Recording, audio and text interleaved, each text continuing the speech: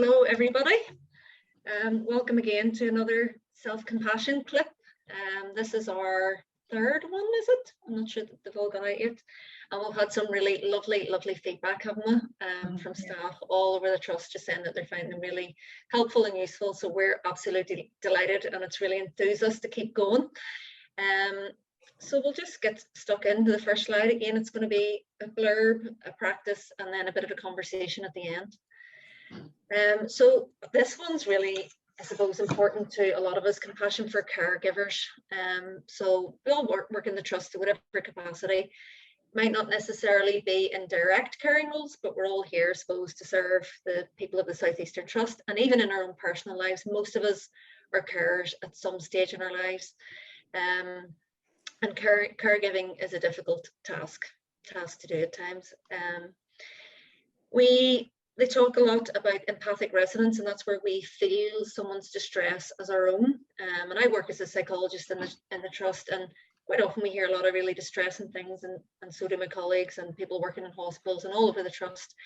And a lot of the time we do take on people's distress, and that takes a toll on our body. So the pain centers actually of our own brains become active when we hear about someone else's pain. And it hurts and it's painful. So sometimes we try to block that out, and it can affect us as well.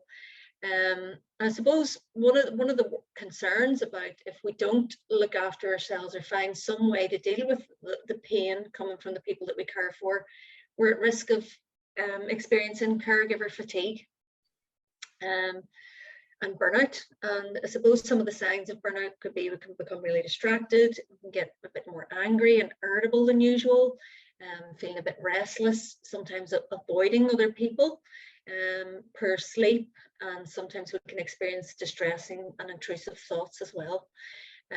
So I think it's really important that we address this today and think about how we can help ourselves to deal with this. So again, caregiver fatigue is a sign of actually caring. Would you believe it or not? It's because we care so much and try to give so much to the people that we care for that we can sometimes feel this fatigue. It is certainly not about being weak. And some of the unhelpful, perhaps, coping strategies that we engage in are sometimes we set, very strict emotional boundaries. However, in those caregiving roles, quite often we need to be sensitive to people suffering and to have a lot of empathy. Sometimes we engage in self-care activities, but those self-care activities tend to be off-the-job activities, which don't really help us in the midst of our working day when we're coming up against these difficulties. And I suppose we do feel a lot of empathy. So there's a difference between compassion and empathy, which I think is important to highlight. So compassion is, I suppose, more empathy, I suppose, is an understanding of the client's world. It's like, I feel your pain. That's really what it is. It's putting yourself in the person's shoes and kind of feeling their pain, which we take into our body. It affects us as well. Compassion is different though. Compassion is we understand someone's pain and we're holding it and wanting to do something about it. So essentially what compassion means is understanding someone's pain and wanting to help. And that kind of compassion is actually energizing. And instead of experiencing compassion fatigue, what we experience is compassion kind of enthusiasm and joy. You get joy from your work. And I suppose when we think about compassion, it is one of the trust's values, as we know. And when you see that, you tend to think that's compassion for our clients and our patients. When do we ever think, well, that actually includes us? We're included in that circle of compassion, but we do really need to give ourselves compassion. A lot of people who go into caregiving professions feel that they should ignore their own needs and look after everybody else. And that's a very dangerous habit to get into, where you completely leave yourself out of that. A lot of caregivers feel really bad. Sometimes they feel they're not able to do enough. But if you don't look after your own needs, you won't have anything to give. And there's the oxygen mask sign again on the airplane. They tell you to put yours on first before you help somebody more vulnerable than you. And there's a good reason for that. And it's the same for us in our jobs. We need to look after ourselves so that we can look after other people. And it's not about being selfish, it's a necessity. And when you're calm, you calm other people connect with you and can be calmed down with you. So thinking about compassion for caregivers, this word equanimity, it took me ages to work out what that word meant. I kept hearing it all the time. Still not absolutely 100% sure, but what I think it means is it's kind of, it helps us to get a bit of perspective on things. So a lot of the time, the people that we're trying to help, there's some things that we just can't do. You know, we can't make everything good for people. We can't fix things. And it's really, really hard if you're trying to help the person and you really care and you want to make a difference in their lives and you can't. It's a really hard, painful burden to bear sometimes. And that's where equanimity can really help, because it reminds us of our limited control over other people's suffering. And it allows us to get a bit of perspective on things. And I have found this to be unbelievably helpful for me in my job. And I would never have considered it before doing the self-compassion course. I always think about having compassion for my clients. Never once did I consider, let's include me in this circle of compassion. Never occurred to me. And it's something that I really have taken on board, and I actually practice when I'm with people. And I think it's made a big difference to not only me, but I see people interacting differently with me when I do this practice. It's really, really helpful. So it's kind of the practice of breathing in for me and out for you. Sometimes it's breathe in 2 for me and 1 for you, depending on how difficult the situation is. But you never forget about yourself. And it helps us to be able to manage that burden of maybe not being able to help and being exposed to so much suffering. It helps us to stay connected emotionally, but also disentangled at the same time, if you know what I mean. So it's about being able to stay grounded in yourself, but still be compassionate towards the person you're caring for. So not too over involved and not too distant, if you get me. So we're always including ourselves in that, and it takes nothing away from giving to the other people. In fact, it does increase our capacity to help others. Love this. Our boss, Mandy, sent that to us in a WhatsApp, and I just think it's lovely. It's from that book. I can never remember the full title, but I love it. The Boy, the Horse. There we go. Pauline has it. The Boy, the Horse, the whatever. And yeah, we'll talk. Falling on mute there. The Boy, the Mole, the Fox, and the Horse. There we go. That's beautiful book. Beautiful book. It is absolutely stunning book, and yeah, and it just epitomizes how a lot of people are feeling. To the tired healthcare workers, you know, a big thank you. And we're going into winter. All we're hearing in work at the minute is winter pressures. We're all getting anxious and psyched up and ready for this. So now more than ever do we need to include ourselves in compassion. So we're going to do a practice now called Compassion with Equanimity from my little Bible again, Kristen Neff and Chris Germer, the Mindful Self-Compassion workbook. So if everybody wants to get comfortable, I'm going to set the timer to make sure I don't go over time. Just find a comfortable position to be in. Maybe your feet on the floor, bum on the seat, back in the chair. And just take a few deep breaths to settle into your body. You've maybe had a busy day or a busy start to the day, depending on when you're watching this. So if you can, just taking a few deep breaths. Taking a bit longer in the out breath, just to settle yourself. And just give yourself this time. And you might want to put a hand over your heart or on top of your other hand. Just offer yourself a supportive touch. Hand on your shoulder, hand on your cheek, just wherever you find it comforting and soothing.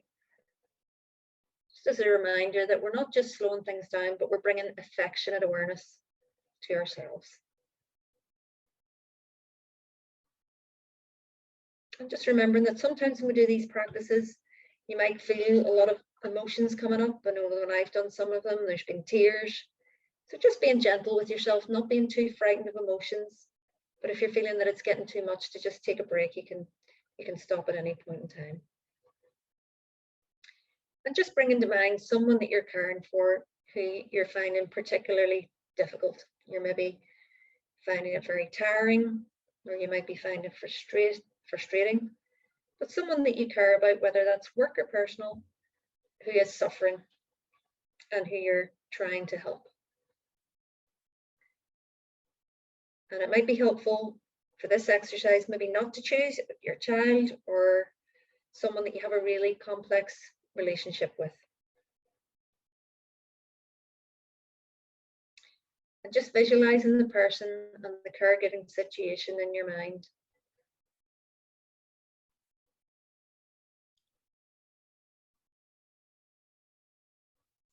Just noticing what you feel in your body. Noticing where that shows up.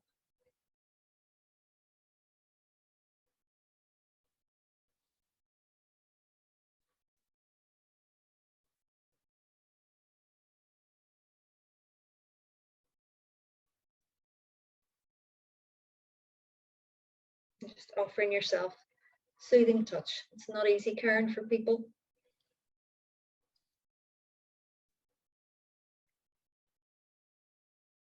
And just remembering that we're each on our own life's journey. I am not the cause of this person's suffering,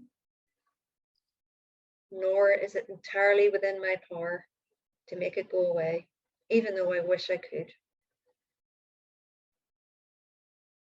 And moments like this are hard to bear, yet I may still try to help if I can. Just being aware of the stress that you're carrying in your body. Inhaling fully and deeply.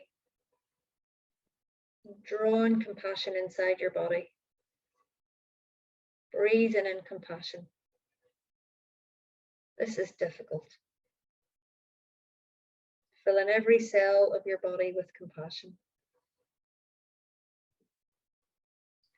And let yourself be soothed by inhaling deeply.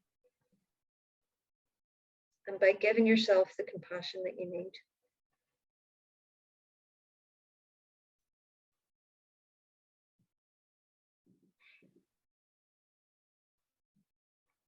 And as you exhale, sending out compassion to the person who's associated with your discomfort. So breathing in for you, in for me, and out for you. Breathing in compassion for yourself, in for me, and out for you.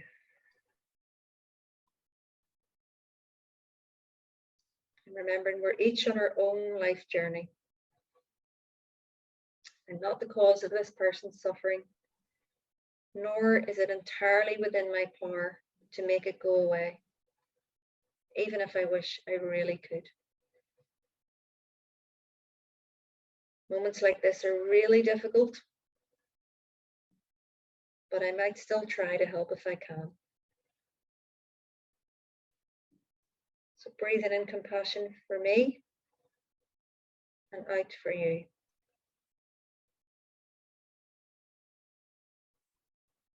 And you might notice distress in your body as you think about this person that you're caring for. Just responding by inhaling compassion for yourself and exhaling compassion for the other.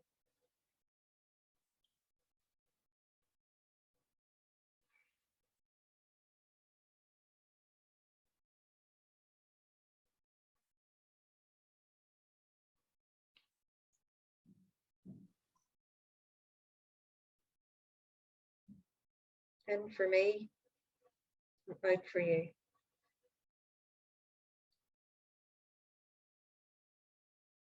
At times you might need 2 for me and 1 for you, or 3 for me, 1 for you, just depending on how we're feeling. And just taking in these words again. They are very wise words. We're each on our own life journey.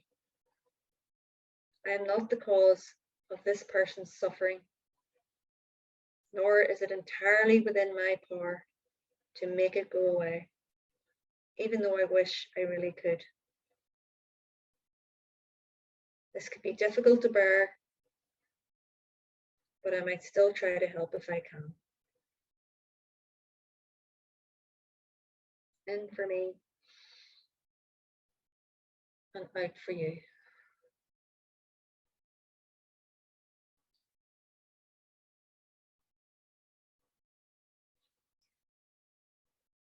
Just beginning to let go of the practice and allow yourself to be exactly as you are in this moment. And just gently opening your eyes and coming back.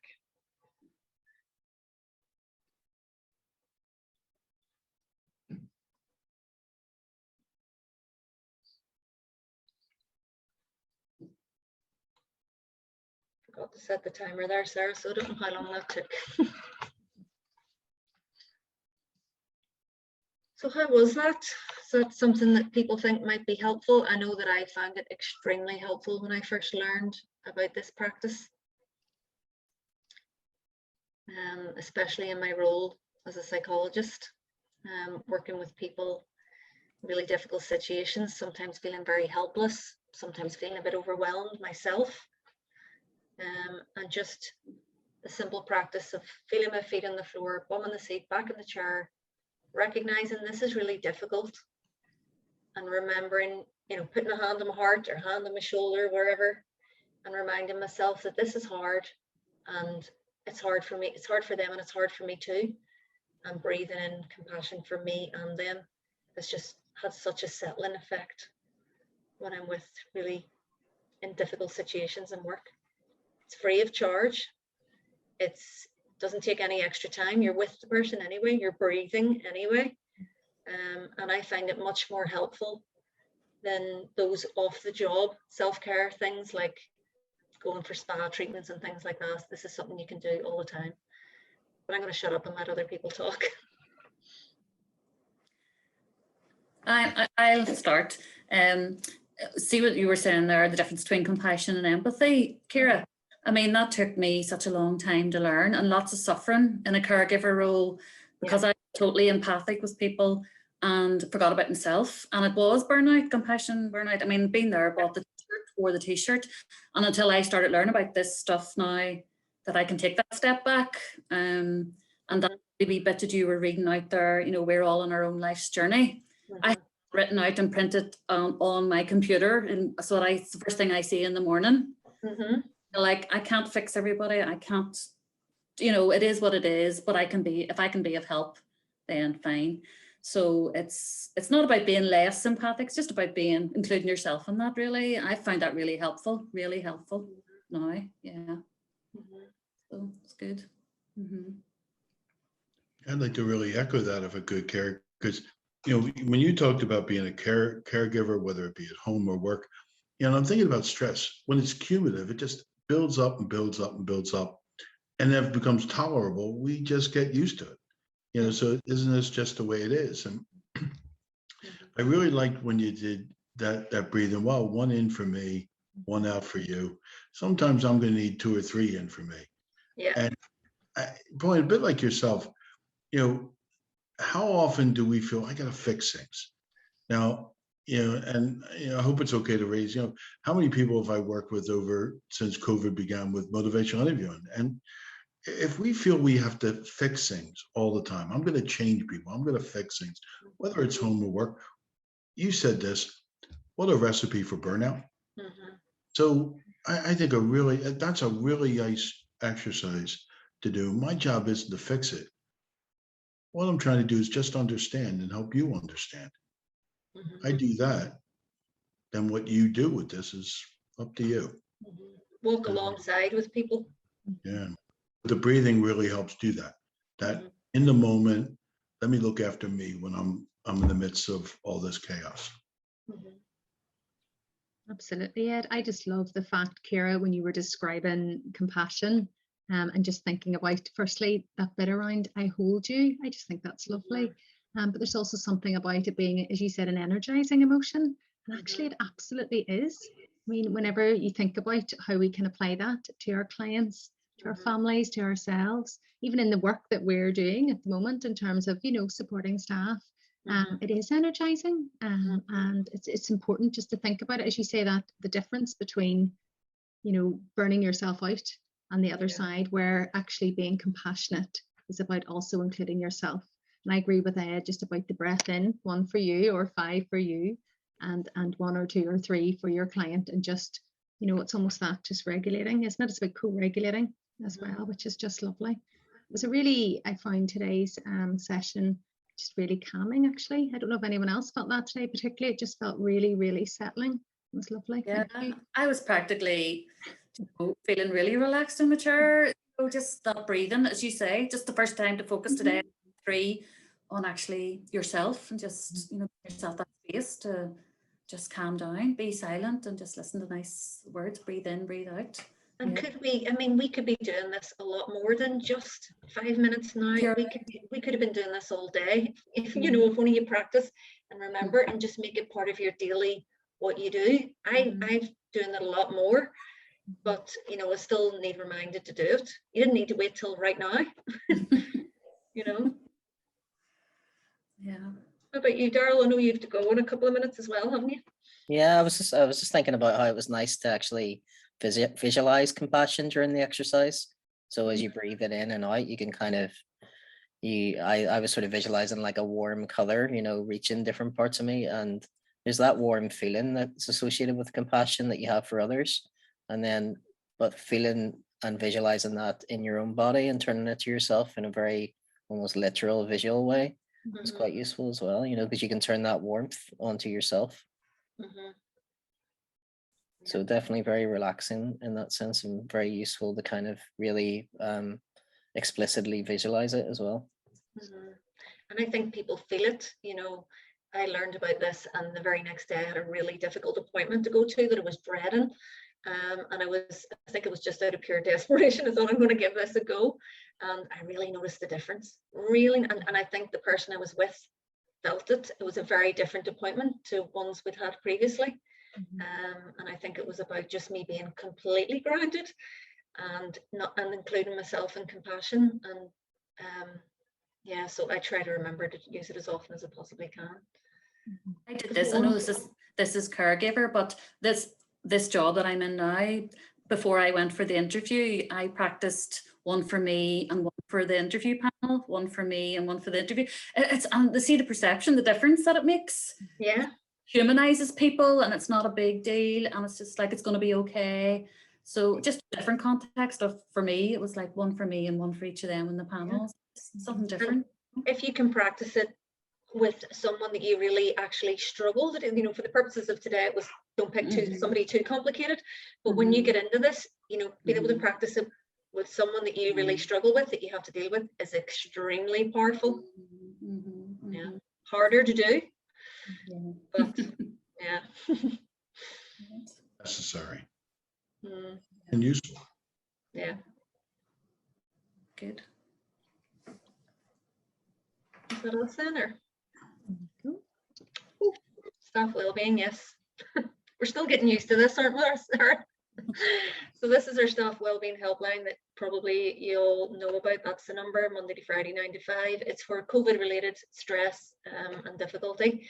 Contact us, people that work in the psychology and psychological therapies team. They're to take your call and offer a bit of kind of psychological first aid. And the new sort of newish staff psychological wellbeing service is open to Southeastern Trust staff. I think the way that it's managed is you're referred by your line managers, isn't that right? You go through the occupational health, and then they do a triage and then decide whether it's appropriate for referral onto the psychological wellbeing service. It's for work-related stress, and it is confidential, as you know. And yeah, and sometimes people are signposted to other services, just depending on what's appropriate, but that's available as well, approximately 8 sessions. Okay, and then this is also, if anybody has any queries or questions or want to know more about this, please don't hesitate to get in touch. And thank you to everybody for all the lovely feedback. And like you say, it is energizing. You know, the emails that we've been getting recently, people have been saying it's been helpful, have completely energized us all and make us realize that this is really important work. So we want to continue to do it. So watch out for further clips in the future. And take care, everybody. Thank you.